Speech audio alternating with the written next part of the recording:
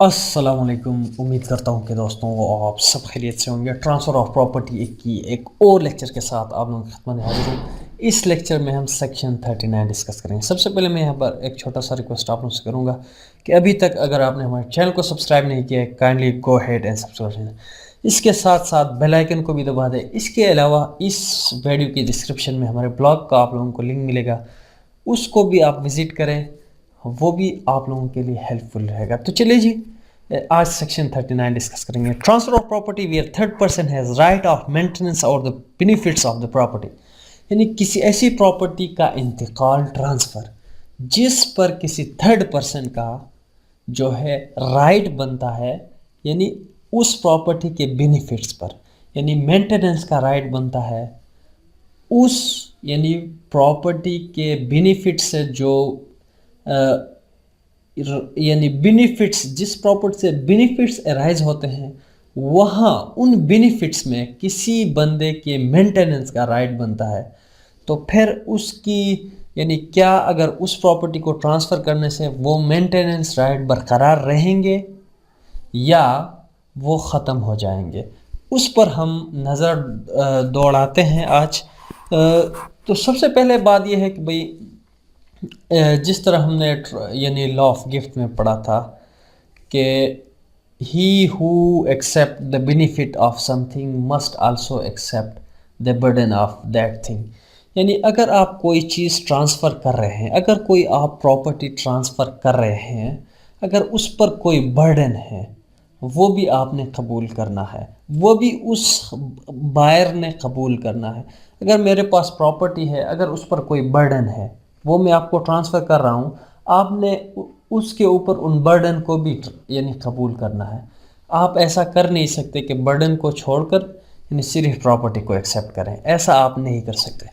तो चले जी, ये भी कुछ इसी तरह का है। अगर कोई इस तरह का सेक्शन अगर आपके सामने आता है तो आपने पहले इस मैक्सिम को याद रखना है, ये अपने जहन में रखना है, he who accept the benefit of that thing must also accept the burden of that thing. ये प्रिंसिपल, ये मैक्सिम जो है हर जगह अप्लाई होता है। तो चलिए जी, जिस तरह मैंने आप लोगों को बताया कि अगर कोई प्रॉपर्टी, किसी शख्स के पास कोई ऐसी प्रॉपर्टी है जिस पर किसी की बेनिफिट्स, यानी किसी का राइट है, यानी मेंटेनेंस का राइट है। यानी फॉर एग्जांपल मेरे पास प्रॉपर्टी है, यानी ए ने प्रॉपर्टी बी मुझे ट्रांसफ़र की है और मुझे कहा है कि भाई यहाँ से जो बेनिफिट्स अराइज होते हैं, उन बेनिफिट्स में से आप मेरे बच्चों को क्या करें, तालीम का ख़र्चा दें, मेरे वाइफ के यानी यानी मेरे वाइफ के यानी खुराक का बंदोबस्त करें, या कहते हैं मेरे बेटी के शादी का बंदोबस्त करें, मेरे बेटे के कारोबार पर लगाएं, कोई मेंटेनेंस का राइट है ना। या कहते हैं कि भाई मेरे बेवा, जो मेरे घर में ये बेवा है, खातून है, इसके लिए यानी इसके कपड़ों का बंदोबस्त करें। अगर कोई ऐसा इंटरेस्ट है ऐसी प्रॉपर्टी को, प्रॉपर्टी अभी मेरे पास है, ट्रस्टी हूँ मैं ट्रस्टी हूँ, प्रॉपर्टी मेरे पास है, अगर मैं इसको इंतकाल करूँ, ट्रांसफ़र करूँ किसी फर्दर किसी बंदे को, तो फिर क्या जिन बच्चों के, जिन बेवा ख़वातीन के, या जिन बच्चों के जो मेंटेनेंस के राइट उस प्रॉपर्टी पे थे, क्या वो ट्रांसफ़र होंगे फर्दर या नहीं होंगे। जिस मैक्सिम की हमने बात की, अगर हम उसको बुनियाद बनाकर उसको अगर यहाँ अप्लाई करें तो फिर हम ये कह सकते हैं कि भाई वो मेंटेनेंस राइट आपको ट्रांसफ़र होंगे। आप पर ज़िम्मेदारी आयद होगी कि आप यानी उन बच्चों के मेंटेनेंस का ख्याल रखें। लेकिन फर्दर यानी ये सेक्शन वाज़ह करता है कि कब आप लायबल नहीं होंगे, यानी उनके मेंटेनेंस के जो यानी अखराजात है, उनके लिए आप कब लायबल होंगे और कब नहीं होंगे। इस सेक्शन में कहता है कि वाज़ह तौर पर कहता है कि जब ट्रांसफ़रर प्रॉपर्टी को ट्रांसफ़र करते वक्त यानी आपको ये बता देता है कि भाई अगर विद कंसिडरेशन है, अगर वो प्रॉपर्टी में आपको, मैं फॉर एग्ज़ाम्पल प्रॉपर्टी मेरे पास है اور اس پر کسی کے مینٹیننس کا رائٹ بنتا ہے، اس کے مینٹیننس کا یعنی اس کے انٹرسٹ سے مینٹیننس کا رائٹ بنتا ہے، تو پھر یہ سیکشن واضح طور پر کہتا ہے کہ اگر آپ نے ٹرانسفر کرتے وقت ود کنسیڈریشن کی، اگر کسی عوض کے یعنی کوئی پیسہ لے کے دیا ہے پراپرٹی، تو پھر آپ نے اس کو بتا دینا ہے، واضح طور پر اس کو نوٹس میں لانا ہے کہ بھئی فلاں فلاں بندے کے اس پراپرٹی پر اس طرح کے مینٹیننس کے رائٹ ہیں، آپ نے وہ ان کو پے کرنا ہے۔ اگر آپ نے واضح طور پر یعنی آپ نے اس کو بتا دیا ہے تو پھر یعنی اس کی جو یعنی مینٹیننس کے جو رائٹ ہیں وہ ٹرانسفر ہوں گے اور آپ نے پے کرنا ہے۔ اگر وہ property with out consideration, for example میں نے آپ کو گفٹ کر دی ہے، تو پھر اگر پراپرٹی گفٹ ہے تو پھر یعنی اگر میں نے ڈیٹ آپ کو ٹرانسفر کر دی تھی، اس ڈیٹ میں واضح طور پر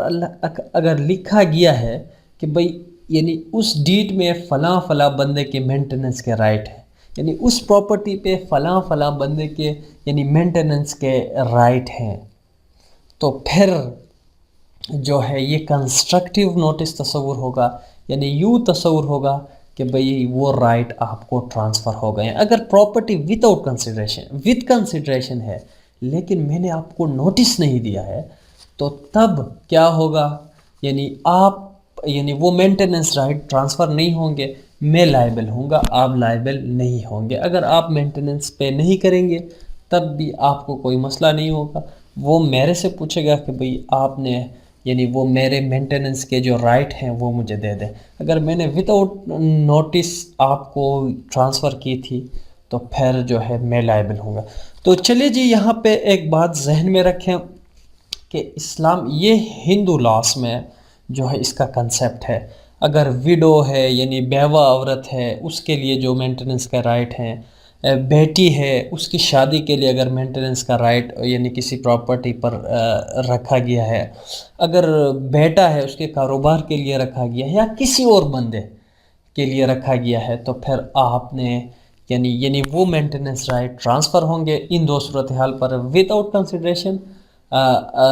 اگر ود آؤٹ کنسیڈریشن ہے، اگر کنسٹرکٹیو نوٹس ہے، اگر ود کنسیڈریشن ہے، اگر نوٹس دیا ہے تب ٹرانسفر ہوں گے، اگر نہیں دیا ہے ٹرانسفر نہیں ہوں گے۔ مزید میں اس سیکشن میں یہ کہتا ہے کہ اسلامک لا میں اس طرح کا لائف انٹرسٹ کا کوئی تصور نہیں ہے۔